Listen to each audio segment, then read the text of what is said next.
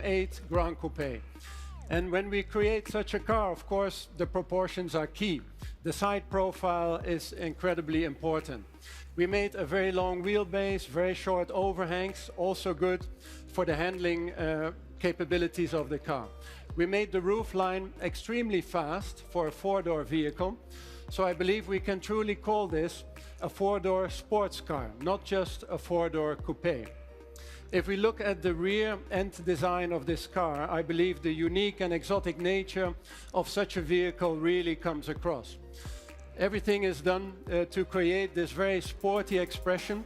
The tail lamps have now become ultra thin. Again, the rear deck very clean. The lights very sculptural, almost reminiscent of the tail lamp design of the BMW i8.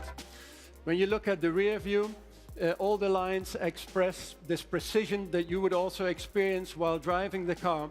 And when you look at the shoulder party of the car, it expresses the power of the vehicle. Creating such a wide shoulder is almost impossible to do on a four-door car.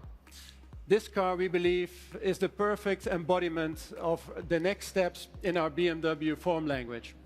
And when we come to the front-end design of the car, I believe it is clear what this car is meant to be able to do on the road. It's a concept car here today, so we're not talking about engine power or performance figures. But I think when you look at the car, it is clear that this vehicle is going to be very hungry for the road ahead indeed. We have made the grille very low and wide, as we are going to do for all our sports cars. And the front lamps have become very narrow as well. The BMW typical light signature is done in yellow as a small reference to the Le Mans 24 hours race, where BMW is going to make its comeback later this year.